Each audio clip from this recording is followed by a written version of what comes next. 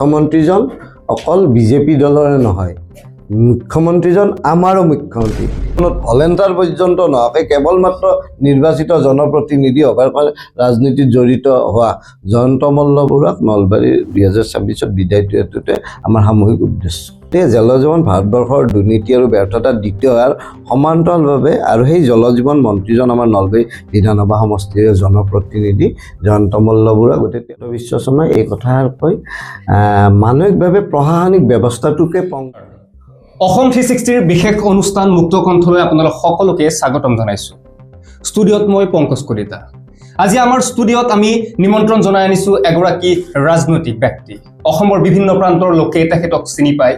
তেখেত হৈছে অসম প্ৰদেশ কংগ্ৰেছ কমিটিৰ সম্পাদক দিব্যজ্যোতি হালৈ ডাঙৰীয়া। হালৈ ডাঙৰীয়াক আমাৰ অনুষ্ঠানলৈ স্বাগতম জনাইছোঁ। ধন্যবাদ পংকজ, মই তোমাকো মোক নিমন্ত্ৰণ কৰি অনাৰ বাবে ধন্যবাদ জনাইছোঁ। ভাতৃ পংকজক বহুদিনৰ পৰা ব্যক্তিগতভাৱে তাক জানো উদ্যমী যুৱক আৰু সাংবাদিকৰ ক্ষেত্ৰতো বৰ্তমান সময়ত খুব সম্ভাৱনাপূৰ্ণ প্ৰিয় হৈছে আৰু সকলো দিশ সামৰি হৈছে। গতিকে এনেকুৱা এটা মিডিয়া হাউচত আহিব মই নিজকে ধন্য মানিছোঁ। ধন্যবাদ, আপুনি আপোনাৰ বহুমূলীয়া সময় আমাক দিছে। আজি বিভিন্ন কথা পাতিম ৰাজনৈতিক প্ৰেক্ষাপটত, যিহেতু নিৰ্বাচন সমাগত আৰু আপুনি কোৱা ধৰণে আপুনি সক্ৰিয় ৰাজনীতিত 27টা বছৰ অতিক্ৰম কৰিছে। যথেষ্ট দীৰ্ঘ সময় হালৈ ডাঙৰীয়াই সক্ৰিয় ৰাজনীতিত আছে। বিভিন্ন কথা পাতিম আজি ৰাজনৈতিক ক্ষেত্ৰত। আপোনাৰ প্ৰথমতে আমি জানিব বিচাৰিছোঁ আপোনাৰ ৰাজনীতিত প্ৰৱেশ কৰাৰ মূল অনুপ্ৰেৰণা ক'ত পাইছিল?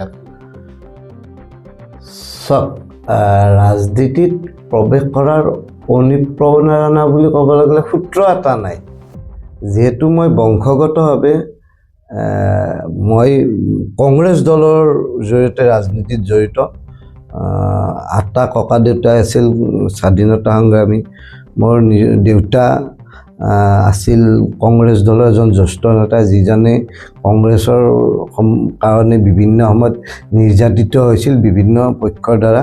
গতিকে ঘৰতে এটা কংগ্ৰেছ দলৰ জৰিয়তে ৰাজনৈতিক পৰিৱেশ পাইছোঁ। গতিকে আচলতে পৰিৱেশে ৰাজনৈতিক ক্ষেত্ৰখনত জড়িত কৰাইছে। প্ৰেৰণাকৈও মানে পৰিৱেশে, মানে জন্মগতভাৱে বা যিটো জৈৱিকভাৱে যিটো সেই পৰিৱেশৰ পৰা ৰাজনীতিত জড়িত হৈছে। নিশ্চয়কৈ আপুনি যিহেতু 27টা বছৰ কংগ্ৰেছক দিছে, জীৱনৰ বহু মূল্যৱান সময়, 27 বছৰ কম নহয়। গতিকে বিভিন্ন সময়ত আপুনি চৰকাৰৰ উত্থান পতন দেখিছে, বিভিন্ন মুখ্যমন্ত্ৰী, আপুনি কোৱাৰ ধৰণে 3জনকৈ মুখ্যমন্ত্ৰীক আপুনি আপোনাৰ জীৱনত আপুনি দেখিছে।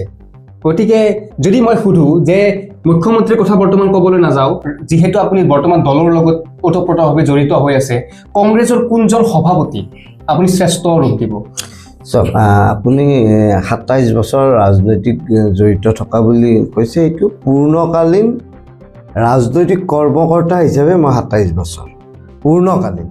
মানে আমি যেতিয়া মানে BA স্নাতকৰ পিছত আমি আৰু কোনো ঠিকাদাৰ হোৱা নাই, কোনো চাকৰি কৰা নাই। আমি সেই সময়ৰ পাছত ৰাজনৈতিক ক্ষেত্ৰখনক পূৰ্ণকালীন হিচাপে লৈছোঁ। গতিকে 27 বছৰ পূৰ্ণকালীন ৰাজনৈতিক কৰ্মকৰ্তা। আৰু যদি সোধে ৰাজনৈতিক ক্ষেত্ৰখনত জড়িত, মই ষ্টুডেণ্ট লাইফতো ৰাজনৈতিক ক্ষেত্ৰখনত 91ত সেই সময়ত কংগ্ৰেছ দলৰ প্ৰাৰ্থী আছিল মকছেদ আলী, তেতিয়া তেওঁ এখন বেগা এম্বেচাডাৰ আছিল।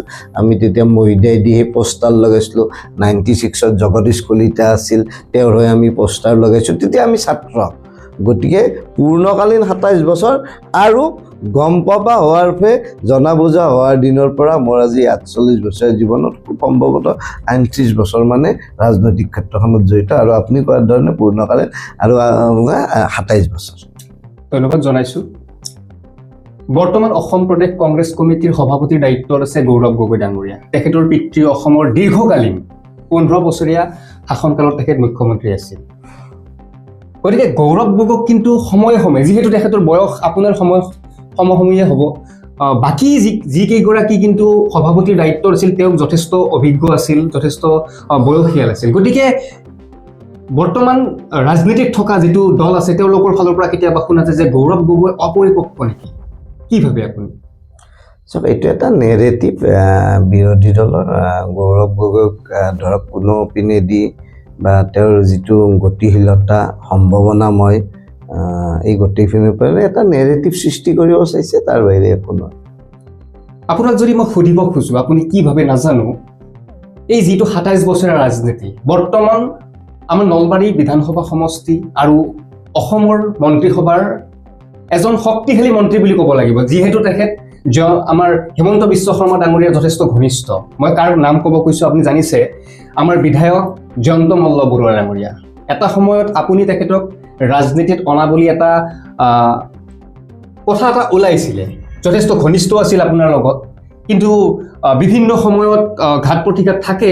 তাৰ মাজত তেখেতে কংগ্ৰেছ ত্যাগ কৰি ভাৰতীয় জনতা পাৰ্টীত যোগদান কৰিলে, এতিয়া মন্ত্ৰী, দুবাৰকৈ তেওঁ বিধায়ক।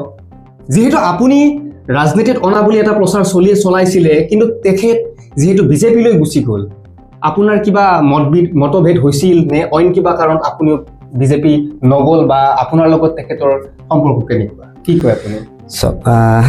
তেওঁক ৰাজনীতিত মই অনা নাই, আপোনাৰ সেইটো তেওঁক নলবাৰী সমাজ জীৱনত নলবাৰীৰ ৰাজনীতিত মই আনিছোঁ। তেওঁ ৰাজনৈতিক জীৱনত মই অনা নাই, নলবাৰীৰ ৰাজনীতিত মই কৈছোঁ, আমি নহয় দেই, মই দিব্যজ্যোতিয়ালৈ আজি যে তেওঁ নলবাৰী বিধানসভা সমষ্টিৰ প্ৰতিনিধিত্ব অসমৰ মন্ত্ৰী হৈছে, নলবাৰী বিধানসভা সমষ্টি বা নলবাৰী ৰাজনীতিত আমন্ত্ৰণ কৰি অনা ব্যক্তি। মই অন ৰেকৰ্ড কৈছোঁ, কোনোবাই অস্বীকাৰ কৰক, অন ৰেকৰ্ড কৈছোঁ। নলবাৰী মই বাৰ বাৰ কৈছোঁ, শব্দটো মই যেতিয়া নলবাৰীৰ ৰাজনীতিলৈ তেওঁক আমন্ত্ৰণ কৰি আনিছিলোঁ, তেতিয়াৰ আগতে নলবাৰীৰ সমাজ জীৱনৰ লগত আমি যে শিশুকালত ভলেণ্টাৰ হৈছিলোঁ, তেওঁ কোনো এটা অনুষ্ঠানৰ ভলেণ্টাৰো নহয়। হাইস্কুলীয়া জীৱন, LP স্কুলীয়া জীৱনটো বাদ দিয়ক, নলবাৰী সমাজ জীৱনৰ, অৰ্থাৎ মই 2008-09 মানত তেওঁক আমন্ত্ৰণ কৰিছিলোঁ, তেতিয়া তাৰ আগত তেওঁ ভলণ্টিয়াৰ নাছিল। গতিকে আপুনি কোৱাৰ দৰে নলবাৰীৰ ৰাজনীতিত আমন্ত্ৰণ কৰিছোঁ, নলবাৰী সমাজ জীৱনত তেতিয়া তাৰপাছত তেওঁক 2011 চনত টিকেট পালে। গতিকে তাৰপাছত দলীয় সংঘাত বা আদৰ্শগতভাৱে তেওঁ এটা বেলেগ আদৰ্শ হ'ল। এই যে মই আজি ডাঠি ক'ব পৰা হৈছোঁ যে মই আনিছোঁ, এইটো কোনোবাই অস্বীকাৰ কৰক, তাত বিভিন্ন তথ্য দিম। আৰু এই একেজন ব্যক্তিক, যিহেতু মই ইতিমধ্যে ক'লে মই পূৰ্ণকালীন ৰাজনৈতিক কৰ্মকৰ্তা, মোৰ পৰিচয় ৰাজনীতি কৰা, গতিকে এজন ৰাজনৈতিক ব্যক্তিক আমন্ত্ৰণ কৰি আনি আজি অসমৰ আপুনি কোৱাৰ দৰে দ্বিতীয় ক্ষমতাশালী মন্ত্ৰী বা পৰৱৰ্তী পৰ্যায়ত হয়তো মুখ্যমন্ত্ৰীতকৈও শক্তিশালী হৈ মুখ্যমন্ত্ৰীও হ'ব পাৰে, তেনেকুৱা এজন মন্ত্ৰীক মই অনা ঠাইৰ পৰা উৎখাত কৰিব পাৰিলে অন্ততঃ কালি পিছৰ প্ৰজন্মক মই এই যে ৰাজনীতি কৰাৰ সফলতা, যে এজন ব্যক্তিক ৰাজনৈতিকভাৱে আমি বনাব পাৰোঁ, এজন ব্যক্তিক ৰাজনৈতিকভাৱে ধ্বংস কৰিব পাৰোঁ, এইকাৰণে বৰ্তমান এইটোৱে সামগ্ৰিকভাৱে যে আপুনি প্ৰশ্নটো কৰাৰ দৰে সাম্প্ৰতিকভাৱে বা সামগ্ৰিকভাৱে বৰ্তমান এই ক্ষেত্ৰতে আমাৰ প্ৰধান আৰু বেছিক উদ্দেশ্য। এই প্ৰতিষ্ঠা কৰোঁতা হিচাপে যেতিয়া এতিয়া তেওঁ ৰাজনৈতিক মতাদৰ্শ বেলেগত গ'ল, আপুনি অনুতপ্ত নেকি? চাওক, আপুনি কোৱাৰ দৰে মই আনিছোঁ বুলি কৈছোঁ, আনি মই বিভিন্ন মানুহক টাচ কৰি দিছোঁ, সেই মানুহবিলাকৰ জৰিয়তে তেওঁ প্ৰতিষ্ঠা এটা লৈছোঁ। মই আনিছোঁ এণ্ট্ৰেঞ্চ, আৰু এণ্ট্ৰেঞ্চটো মই কৰিছোঁ। গতিকে আপুনি কোৱাৰ দৰে অনুতপ্ত মানে সেই সময়ত এজন শক্তিশালী কংগ্ৰেছ দলটো শক্তিশালী কৰিবলৈ উদ্যমী যুৱ নেতা আনিছিলোঁ, আৰু সেই সময়ত তেওঁৰ কৰ্মপদ্ধতি যিখিনি হ'ল, আৰু এতিয়া যিহেতু তেওঁ এই কংগ্ৰেছ দল এৰি গ'ল, আৰু আমিও যিহেতু ইতিমধ্যে মই ক'লোঁ যে মই ৰাজনৈতিক কৰ্মী হিচাপে মোৰ ৰাজনৈতিক দক্ষতাটো ক'ত প্ৰকাশ পাব? এজন ব্যক্তিক ৰাজনৈতিকভাৱে প্ৰতিষ্ঠা কৰিব পাৰোঁ, এজন ব্যক্তিক ৰাজনৈতিকভাৱে ধ্বংস কৰিব পাৰোঁ। আমাৰ ৰাজনৈতিক কৰ্মীসকলৰ সফলতা বিফলতা তাতে নিৰ্ভৰ কৰে। গতিকে ধ্বংস কৰিবলৈ যাওঁতে তেওঁৰ সত্য বিফলতাখিনি আমি মানুহৰ মাজত আগবাঢ়ি লৈ যাওঁ। আপোনাক মই এটা কথা সুধিব পাৰোঁ, বিভিন্ন সময়ত এটা দলৰ পৰা আন এটা দললৈ ৰাজনৈতিক ব্যক্তিসকল ক্ষমতাৰ লোভতে হওক বা যিকোনো কাৰণত তেওঁলোকে অহা যোৱা কৰে, সেইদৰে আপোনালোকৰ কংগ্ৰেছ দললৈ বিভিন্ন সময়ত আহিছে, নাম নকওঁ যদিও আপুনি গম পায়, এইটো অকল নলবাৰী বুলি নহয়, বিভিন্ন ক্ষেত্ৰত। কিন্তু যিহেতু আপুনি কোৱাৰ দৰে নলবাৰী সমাজ জীৱনৰ লগত আপুনি জয়ন্ত মল্ল বৰুৱা ডাঙৰীয়াক আগবঢ়াই আনিছিলে, পৰৱৰ্তী সময়ত তেখেত বিধায়ক হ'ল, মন্ত্ৰী হ'ল, কিন্তু আপুনি সেই একেইদৰে নলবাৰী কিন্তু সক্ৰিয় ৰাজনীতি অহাৰ পিছত আমি নিৰ্বাচন খেলা নাই। এতিয়া যদি ক'ব খোজে যে নলবাৰী সমাজ জীৱনত যিটো আমি বৰ্তমান ধৰক সংবাদ মাধ্যমৰ লগত জড়িত, আমি দেখোঁ যে পাৰ্থিত্য কেন্দ্ৰিক কিন্তু সংঘাত কিছুমান দেখা দিছে। আপোনাৰ নিজৰ মন নাযায় নেকি যে নতুনক প্ৰাধান্য দিয়াতকৈ যিহেতু আমিবোৰ পুৰণা কংগ্ৰেছ, আমিবোৰে কিয় খেলিব নোৱাৰোঁ? নিশ্চিতভাৱে ৰাজনৈতিক কৰা প্ৰায় ব্যক্তিৰে এটা মূল উদ্দেশ্য থাকে দলটোক সেৱা কৰাৰ পৰা জনপ্ৰতিনিধি হোৱাৰ। কিন্তু আপুনি কোৱাৰ দৰে যে জনপ্ৰতিনিধি হ'ব লাগিলে বিভিন্ন সমীকৰণৰ প্ৰয়োজন। গতিকে আমাৰ যিটো মন আছে আৰু সাম্প্ৰতিক সময়ত এই মনটোৰ যিটো পৰিপূৰ্ণতা পাবলৈ সেই গোটেই সমীকৰণখিনি মিলিব লাগিব। আমি সমীকৰণৰ অপেক্ষাত আছোঁ, কাৰণ কেৱল মাত্ৰ ৰাজনৈতিকত দীৰ্ঘকালীন সময়টোৰ ওপৰত সমসাময়িক পৰিৱেশ পৰিস্থিতি বা বিভিন্ন সমীকৰণ মিলাৰ পাছত এজন ব্যক্তি জনপ্ৰতিনিধি হৈ, গতিকে আমি এনেই টিকেট বিচাৰিব লাগে কাৰণে বিচৰা বা বিচৰা নাই, আমি সমীকৰণ মিলিলে স্পষ্টভাৱে টিকেট বিচাৰি জনপ্ৰতিনিধি হোৱাৰ যিদিনা পাৰিম সিদিনা নিশ্চিতভাৱে আমি বিচাৰিম। শেহতীয়াকৈ নলবাৰী সমষ্টিত, যিহেতু নলবাৰী জিলাখনত 3টা সমষ্টি আছে, তাৰে ভিতৰত 2টা বিজেপিৰ দখলত আৰু এটা কংগ্ৰেছৰ দখলত। কিন্তু কংগ্ৰেছৰ দখলত থাকিলেও তাতো যথেষ্টখিনি কিন্তু গৰাখহনীয়া হোৱাৰ দৰে সাংগঠনিক ব্যক্তি হৈছে। তাক লৈ আপুনি কি ক'ব? আপুনি এইটো এটা দৃষ্টিত চাইছে যে কংগ্ৰেছত এইটো ৰাজনীতিৰ এটা স্বাভাৱিক পাৰ্ট। ৰাজনীতিক আপুনি আৰম্ভণিৰ পৰা চাব, ৰাজনৈতিকত অহা যোৱা এইটো এটা ৰাজনীতিকৰ এটা স্বাভাৱিক পাৰ্ট। গতিকে গৰাখহনীয়া শব্দটো আপোনাৰ এইটো সাহিত্যৰ শব্দ হ'ব। গতিকে স্বাভাৱিক পাৰ্ট হিচাপে কিছু কংগ্ৰেছৰ পৰা গৈছে, কিছু আহিছে। অস্বাভাৱিক ৰাজনৈতিক একো হোৱা নাই, কিন্তু স্বাভাৱিক হিচাপে গৈছে আহিছে, এটা প্ৰক্ৰিয়াৰ স্বাভাৱিক ৰাজনীতিৰ অংগ হিচাপে অহা যোৱাটো চলি আছে। জল জীৱন মিছনৰ কথা যদি আমি পাতিব খোজোঁ, আপোনালোকে শেহতীয়াভাৱেও জল জীৱনৰ ওপৰত বিভিন্ন ধৰণে প্ৰতিবাদ সাব্যস্ত কৰি আছে। নলবাৰীতো আপোনালোকে সেইদিনাখন প্ৰতিবাদ সাব্যস্ত কৰিলে। কিন্তু যদি আমি লক্ষ্য কৰোঁ, অকল কংগ্ৰেছে প্ৰতিবাদ সাব্যস্ত কৰিলে এমুঠি মানুহ লৈ। ইমান ডাঙৰ চৰকাৰ যিহেতু বৰ্তমান শক্তিশালী, আপুনিও ক'ব লাগিব চৰকাৰৰ হাতত সংখ্যা আছে, তেওঁলোকে যিকোনো কাম বৰ্তমান কৰিব পাৰে। কিন্তু পৰিকল্পিতভাৱে আপোনালোকে যদি সংগঠিতভাৱে ৰাইজক স্বতঃস্ফূৰ্তভাৱে ওলাই অহাৰ ব্যৱস্থা নকৰি এমুঠি মানুহ লৈ আপোনালোকে এনেকৈ প্ৰতিবাদ কৰে, তেতিয়াহ'লে আপোনালোকে ভাবেনে যে জল জীৱন সফলভাৱে হ'ব? চাওক, আপুনি এই প্ৰশ্নটোতে এটা শব্দ কৈছে এমুঠি। এমুঠি শব্দটো গোটেই বস্তুটো এটা নিগেটিভ বুলি নে? আমাৰ আন্দোলনটোত এমুঠি মানুহ হোৱা নাই। মানে পৰহি আপুনি জল জীৱনৰ কথা কৈছে, আমি জল জীৱন ভাৰতবৰ্ষৰ ভিতৰত ব্যৰ্থতাত দ্বিতীয় হৈছে, অৰ্থাৎ শেষৰ পৰা দ্বিতীয়। গতিকে জল জীৱন ভাৰতবৰ্ষৰ দুৰ্নীতি আৰু ব্যৰ্থতাত দ্বিতীয় হোৱাৰ সমান্তৰালভাৱে, আৰু সেই জল জীৱন মন্ত্ৰীজন আমাৰ নলবাৰী বিধানসভা সমষ্টিৰ জনপ্ৰতিনিধি জয়ন্ত মল্ল বৰুৱা। গতিকে তেওঁৰ ব্যৰ্থতাৰ ক্ষেত্ৰত আমি নলবাৰী টাউন ব্লক কংগ্ৰেছকে এটা কাৰ্যসূচী কৰিছে আৰু তাত 1000 অধিক মানুহ তাত উপস্থিত হৈছে। কিন্তু আপুনি কোৱাৰ দৰে যে তাত সেই কাৰ্যসূচীটোই মন্ত্ৰী জয়ন্ত মল্ল বৰুৱাক প্ৰভাৱিত কৰাৰ কাৰণে অন্ততঃ তেওঁ যোৱাকালি তেওঁৰ এচাম অনুগতৰ দ্বাৰা আমাৰ আন্দোলনটোত অংশ লোৱা নলোৱা 2 এচাম কেছ দি ভয় ভাবুকি দিয়াৰ এটা প্ৰচেষ্টা লৈছে। মানুহে কেতিয়া শংকিত হয়? যেতিয়া সেই আন্দোলনটো বা এই কাৰ্যসূচীটোৱে তেওঁক প্ৰভাৱিত কৰে বা শংকিত কৰে, তেতিয়া তেওঁ প্ৰত্যাক্ৰমণ কৰে। আৰু আপুনি কোৱাৰ দৰে যে মানুহ কিয় হোৱা নাই, এই গোটেই চৰকাৰখনক এতিয়া বিষয়টো আনপিনে যাব। বৰ্তমান চৰকাৰখনক বিভিন্ন ভয় ভাবুকি ভীতিগ্ৰস্তৰে ৰাখে। চৰকাৰী চাকৰিয়ালৰ ক্ষেত্ৰতে হওক বা বেনিফিচিয়াৰীখিনিকে হয়, এই চৰকাৰখনে বিভিন্ন ভীতিগ্ৰস্ততাত আছে। গতিকে স্বাভাৱিকভাৱে সাধাৰণ মানুহখিনি যিখিনি মনৰ ক্ষোভ থাকে তেওঁলোকে প্ৰকাশ কৰিব টান পায়। হয়তো কোনোবা বেনিফিচিয়াৰী আছে, কোনোবা চাকৰিত আছে, তেওঁক অন্যায় কৰিব। সেই গণতান্ত্ৰিক মত প্ৰকাশৰ অধিকাৰটো এইখন চৰকাৰে দিয়া নাই কাৰণে আপুনি কোৱাৰ দৰে প্ৰায় কিছুসংখ্যক মানুহ হোৱা নাই। কিন্তু আপুনি যোৱা পৰহিৰ আমাৰ আন্দোলনটোত বা কংগ্ৰেছ কৰ্মীসকলৰ উপৰিও নলবাৰী সদৰৰ মাজমজিয়াত থানা চৌকত স্বাভাৱিক মানুহ আহিও এই গোটেই আন্দোলনটোত জড়িত হৈছে। আনকি আপোনাক মই তথ্যগত, যেতিয়া আমাৰ ৰাস্তা ব্লকেড হৈছিল, যিখন গাড়ী প্ৰথমত ব্লক হৈছিল সেইখন স্বাভাৱিক গাড়ী, আমি কোনো নাজানো।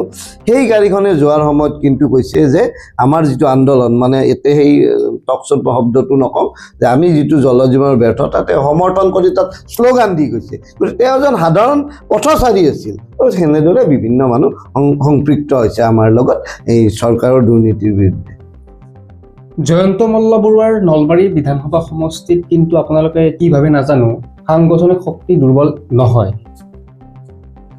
যদি যিহেতু আপোনালোকৰ এইবাৰ নতুন প্ৰাৰ্থী মোক দিম বুলি ভাবিছে বা শুনিছোঁ, তেনে ক্ষেত্ৰত আপোনালোকে ভাবেনে যে জয়ন্ত মল্ল বৰুৱাৰ লগত আপোনালোকৰ কংগ্ৰেছ প্ৰাৰ্থীজনে ফেৰ মাৰিব পাৰিব?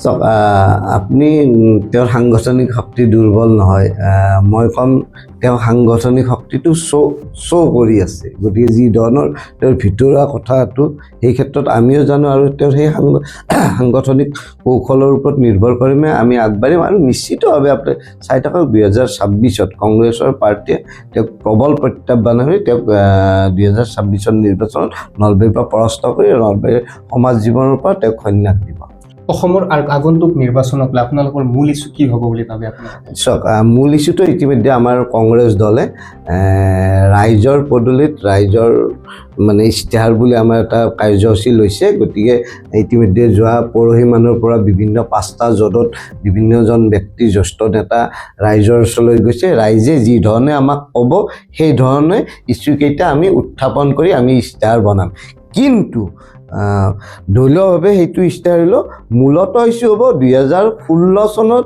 2021 চনত 2014 চনত কেন্দ্ৰৰ নৰেন্দ্ৰ মোদী নেতৃত্বাধীন মোদী চৰকাৰে অসমবাসীক যি প্ৰতিশ্ৰুতি দিছিল হলত সৰ্বানন্দ সোণোৱালে যি প্ৰতিশ্ৰুতি দিছিল 21ত হিমন্ত বিশ্ব শৰ্মাই অসমবাসীক যি প্ৰতিশ্ৰুতি দিছিল সেই প্ৰতিশ্ৰুতিখিনিয়ে তেওঁলোকক পালন কৰিবলৈ কোৱাটো আমাৰ মূল ইছ্যু হ'ব বা প্ৰতিশ্ৰুতিবিলাক যে এতিয়া 90% পূৰণ হয় সেইখিনি ৰাইজক মনত পেলাই দিয়াতে আমাৰ আগন্তুক নিৰ্বাচনৰ অন্যতম এজেণ্ডা হ'ব 14, 16, 21ত আমি নতুনকৈ একো ক'ব নোৱাৰোঁ তেওঁলোকে যিখিনি প্ৰতিশ্ৰুতি দিছিল কিমানখিনি ৰূপায়ণ কৰিলে আপোনালোকৰ দৰে উদ্যমী যুৱক আছে তেওঁলোকে বাৰ বাৰ কৈছিল কেন্দ্ৰৰ নৰেন্দ্ৰ মোদী নেতৃত্বাধীন চৰকাৰখনে 25 লাখ বছৰি কেন্দ্ৰৰ আৰু অসম চৰকাৰে বছৰি 1 লাখ আজি প্ৰশ্ন হ'ব হিচাপ হ'ব 1 লাখ আৰু এতিয়া তেওঁলোকে 4 বছৰত 2 লাখৰ হিচাপ দিয়ে এই কথাবিলাক মনত পেলাই দিয়া হ'ব নহয় 26ৰ নিৰ্বাচনৰ আগে আগে কিন্তু হিমন্ত বিশ্ব শৰ্মাই কৈছে আমি যিখিনি দিছোঁ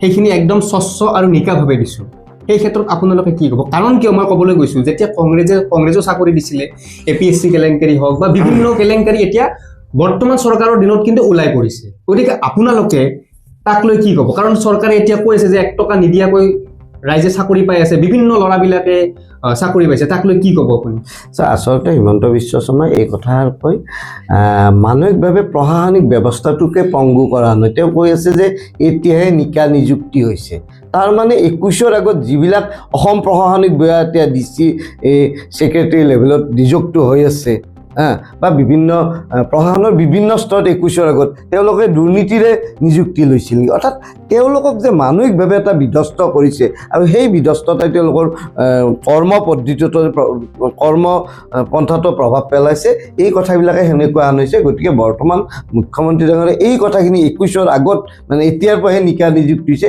এই কথাখিনি দি আচলতে অসম চৰকাৰৰ 2021ৰ আগত চাকৰি লোৱা কৰ্মীসকলকহে মনকষ্ট দিছে আগন্তুক 5 বছৰত যেহেতু নিৰ্বাচন সমাগত আপোনাৰ ব্যক্তিগত লক্ষ্য কি হ'ব ৰাজনৈতিক ক্ষেত্ৰত আমি ৰাজনৈতিক কৰ্মী হিচাপে ব্যক্তিগত লক্ষ্য একো নাই সামূহিক লক্ষ্য আছে যে নলবাৰী বিধানসভা সমষ্টিত প্ৰথম কথাটো হ'ল যে আমি কোৱাৰ দৰে ৰাজনৈতিক পৰ্যটক বুলি এইকাৰণে কৈছোঁ যে নলবাৰীৰ স্কুলীয়া জীৱন হাইস্কুলীয়া জীৱন সমাজ জীৱনত ভলেণ্টাৰ পৰ্যন্ত নহয় কেৱল মাত্ৰ নিৰ্বাচিত জনপ্ৰতিনিধি হোৱাৰ কাৰণে ৰাজনীতিত জড়িত হোৱা জয়ন্ত মল্ল বৰুৱাক নলবাৰীৰ 2026ত বিদায় দিয়াটোতে আমাৰ সামূহিক উদ্দেশ্য যদি আপুনি মুখ্যমন্ত্ৰী হ'বলৈ সুযোগ পায় ৰাজনীতিত নোৱাৰা কথা একো নাই আপুনিও জানে সেইটো কথা কাৰণ কিয় গৌৰৱ গগৈ কি সূত্ৰে ক'বলৈ নাযাওঁ তেওঁ অসমৰ দৰে ৰাজ্য এখনত মূল সভাপতিৰ দায়িত্ব পালে যদি আপুনি মুখ্যমন্ত্ৰীৰ দায়িত্ব পায় প্ৰথম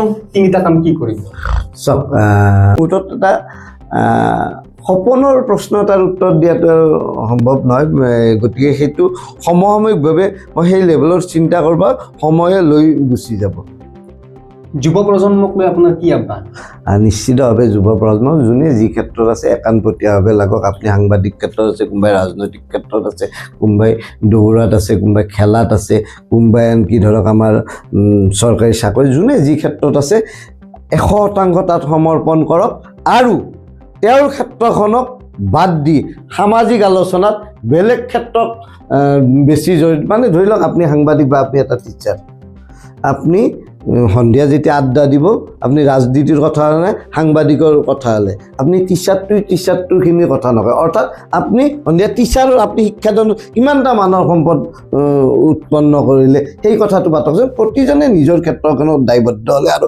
সামাজিক আড্ডাবিলাক নিজৰ ক্ষেত্ৰখনৰ ওপৰত বেলেগৰ ক্ষেত্ৰত কথা পতাতকৈ মই ভাবোঁ নতুন প্ৰজন্মই নিজৰ ক্ষেত্ৰখনক গুৰুত্ব দি কথা পাতিলে প্ৰতিজনে প্ৰতি ক্ষেত্ৰত প্ৰতিষ্ঠিত পাব আৰু সমাজখন প্ৰতিটো ক্ষেত্ৰত ভাল হয় ভাল সমাজ এখন হ'ব আপুনি দল ত্যাগ কৰিবলৈ কেতিয়াবা বিচাৰিবনে ইতিমধ্যে ক'লোঁ যে 110% এই কথাটো অবান্তৰ প্ৰশ্ন এনেকুৱা বিভিন্ন সময়ত কৰিছে কিন্তু আপোনালোকৰ চাওক মই নাম লৈ ক'ব পাৰোঁ এজন আপোনালোকৰ ৰূপজ্যোতি কুৰ্মী ডাঙৰীয়া এটা সময়ত কিন্তু চৰকাৰী পক্ষক কিমান সমালোচনা কৰিছিলে কিন্তু তাৰ পিছত কিন্তু চৰকাৰী পক্ষৰে শৰণাপন্ন হ'ব লগা হ'ল কাৰণ তাৰ যাদু কি নাজানো কিন্তু আপুনিও কেতিয়াবা ভাবেনে যদি কংগ্ৰেছৰ ক্ষেত্ৰত ইমান বছৰ আপুনি লাগি থাকিলে তাৰপিছত যদি ভৱিষ্যত সুৰক্ষিত নহয় তেতিয়াহ'লে বিজেপিৰ ফালে আপুনি যাব মই আৰম্ভণিতে আপোনাক কৈছোঁ যে আপুনি জীৱনটো কি ধৰণে লয় সেইটো আপোনাৰ ওপৰত নিৰ্ভৰ কৰে পৰৱৰ্তী কাৰ্য কি হিচাপে লয় মই বিচাৰোঁ মই থকা ঠাইখিনিত পিছৰ প্ৰজন্মক মোক কংগ্ৰেছৰ একাণপতীয়া সৈনিক হাৰা জিকা বাদ ৰাজনীতিৰ একাণপতীয়া সৈনিক হিচাপে ভাবক যদি মই দল ত্যাগ কৰোঁ মই যে ক'লোঁ যে পিছৰ প্ৰজন্মক এতিয়াহে মোৰ কংগ্ৰেছৰ একান্ত সৈনিক বুলি সোঁৱৰণ নকৰিব সেই পিছৰ প্ৰজন্মক যোনে চিন্তা কৰিব পাৰে পিছৰ প্ৰজন্মই কি ধৰণে ভাবিব তেওঁ যি ধৰণে আগবাঢ়িব বিচাৰে সেই ধৰণে আগবাঢ়িব কোনোবাই ভাবি লয় যে মোৰ পিছৰ প্ৰজন্মই মোৰ 2টা বিল্ডিং থকা বিশ্বাস গতিকে তেওঁ হয়তো কেতিয়াবা সিদ্ধান্ত সলনি কৰি দিয়ে মই ইতিমধ্যে যে মই যি জেগাত থাকিম তাৰ পিছৰ প্ৰজন্মই কংগ্ৰেছৰ একাণপতীয়া সৈনিক হয়তো হাৰিব পাৰোঁ জিকিব পাৰোঁ হয়তো ৰাজনীতি একাণপতীয়া সেই ধৰণে সোৱৰণ কৰাটো বিচাৰোঁ গতিকে পিছৰ প্ৰজন্মই যাতে কালি মোক হাঁহিব নোৱাৰে সেইকাৰণে এনেকুৱা কথাবিলাক অবান্তৰ বুলি আপোনাক যদি মই সুধিব বিচাৰোঁ কাৰণ বৰ্তমান সময়ত যদি আপুনি লক্ষ্য কৰে যুৱ মৰ্চাৰ সভাপতি হোৱাৰ পিছতো তেওঁলোকে কিন্তু ডাঙৰ স্কৰপিঅ'ত ঘূৰিব লৈছে কিন্তু আপুনি 27টা বছৰ সক্ৰিয় ৰাজনীতিত থাকিও কিন্তু বৰ্তমান আপুনি এখন পুৰণি বাইক চলাই থাকে নলবাৰীত কি ক'ব আপুনি এইটো পাব্লিচিটি ষ্টেণ্ড নে আপুনি প্ৰকৃতভাৱে তেনেকৈ থাকিব নহয় আচলতে মই যিখন বাইক চলাই আছোঁ 26 বছৰ যিহেতু মই সৰু চহৰখনত থাকোঁ অকণমান জেগা কিনো ডাঙৰ বাইক থাকে আৰু আচলতে নতুন প্ৰজন্ম জানিব লাগে মই যিখন বাইকত চলাই সেই বাইকখনত 2জনকৈ মুখ্যমন্ত্ৰী উঠিছে সেই বাইকখনত 5জনমান কেবিনেট মন্ত্ৰী উঠাইছে স্মৃতি হিচাপে আছে যিহেতু মই ৰাজনৈতিক কৰ্মী মই স্মৃতি হিচাপে মই যিখন বাইক চলাই আছোঁ সেই বাইকখনতকৈ 2জনকৈ মানে মুখ্যমন্ত্ৰী হোৱাৰ পিছত নহয় মই উঠা ব্যক্তি মুখ্যমন্ত্ৰী হৈছে আৰু 5-6জনমান কেবিনেট মন্ত্ৰী উঠিছে আপুনি সুধিলে মই নামো ক'ব পাৰোঁ গতিকে এটা মই ৰাজনৈতিক ব্যক্তি হিচাপে মোৰ সেইটোৱে যে আমি এইখিনি মানুহৰ সংস্পৰ্শত আহি এইটো এটা সফলতা বুলি ক'ব পাৰোঁ নিশ্চয়কৈ আপোনাক যদি মই সুধোঁ কাৰণ চৰকাৰক সমালোচনা বিৰোধীৰ এটা মূল থাকিবই লাগিব এইটো সংবিধান প্ৰদত্ত যদি আপোনাক কওঁ বিজেপি ভাল কাম কৰাই নাই নেকি কি ক'ব আপুনি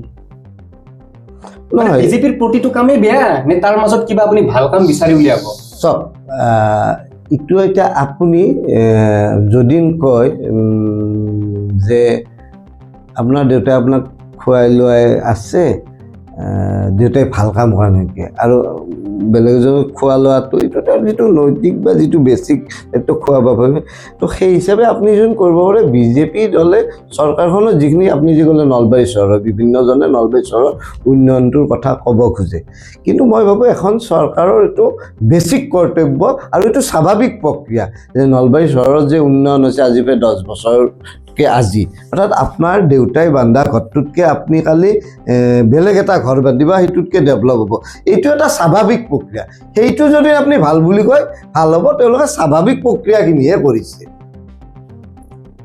কিন্তু যদি আমি ৰাস্তা ঘাটৰ কথা চাবলৈ যাওঁ যথেষ্টখিনি উন্নয়ন হোৱা দেখিছোঁ কিন্তু তাৰ মাজত বহুতে কৈছে যে ধাৰ লৈ কৰিছে কিবা কৰিছে কিন্তু আপুনি কি ক'ব ধাৰ লৈ কৰাটো বেটাৰ নে ধাৰ নকৰাকৈ ৰাস্তা ঘাট বেয়াৰ ওপৰত জনসাধাৰণক অশান্তিত চলিব দিয়াটো বেটাৰ আপুনি কি ক'ব এই চব এই যে ৰাস্তা ঘাটত যথেষ্ট কৰা বুলি ক'লে আপুনি হয়তো পোৱা নাই আপোনাৰ ককা দেউতাক কাৰোবাক সুধিবচোন ককাই দেউতাই এই যিটো ৰাস্তা দেখিছিল ককাই দেউতাই দেখা ৰাস্তাতকৈ আপোনাৰ দেউতাই অলপ ডেভেলপ দেখিছে আপোনাৰ দেউতাতকৈ আপুনি বেছি ডেভেলপ দেখিছে আপোনাতকৈ আপোনাৰ ল'ৰা ছোৱালী আৰু বেছি ডেভেলপ দেখিব গতিকে সেইটো স্বাভাৱিক প্ৰক্ৰিয়া গতিকে আপুনি আজি দেখাটোহে কৈছে, আপোনাৰ ককাই দেউতাই দেখা ৰাস্তাটোতো আপুনি দেখা নাছিল না, ককাই দেউতাই দেখাটো এনাই আছিল। তো স্বাভাৱিকভাৱে ককাই দেউতাই দেখাতকৈ চৰকাৰখনে এটা পৰ্যায় নিছে, তাৰপিছত আপোনাৰ দেউতাই দেখাতকৈ আপোনাৰ সন্মুখৰ ৰাস্তাটো এটা পৰ্যায় হৈছে, আপুনি দেখাতকৈ এটা আপোনাৰ সন্তানে এটা পৰ্যায় পাব। গতিকে সেই যে আপুনি ক'লে ৰাস্তা ঘাট কৰিছে, স্বাভাৱিক প্ৰক্ৰিয়া চৰকাৰখন। মই এটা কথা লক্ষ্য কৰিছোঁ, চৰকাৰ যদিও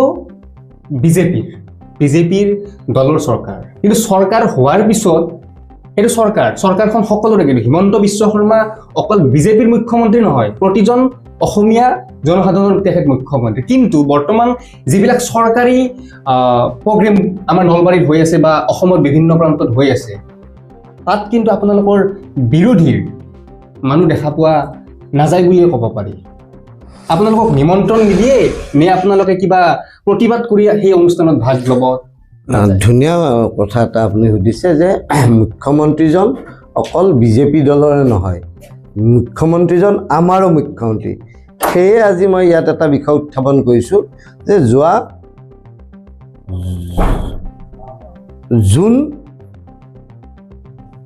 জুন মানত মুখ্যমন্ত্ৰী ডাঙৰীয়াই নিজে আধাইলা স্থাপন কৰিছিল অক্ষয় ফাউণ্ডেশ্যনৰ ঘৰত, মুখ্যমন্ত্ৰীক নলবাৰী গন্ধিয়াত মুখ্যমন্ত্ৰীজনে আধাইলা স্থাপন কৰা সেই অক্ষয় ফাউণ্ডেশ্যনৰ ৰান্ধনি ঘৰৰ আধাইলা স্থাপন কৰিছিল গন্ধিয়াত। আৰু যোৱাকালি চন্দ্ৰমোহন পাটোৱাৰীয়ে নদীত সেই জিলা অক্ষয় ফাউণ্ডেশ্যনৰ ৰান্ধনি ঘৰৰ আধাৰ স্থাপন কৰিলে, অৰ্থাৎ গন্ধিয়াত নহ'ল। কি কাৰণত নহ'ল সেইটো এটা বিতৰ্কিত বিষয় বা প্ৰশাসনে জানিব।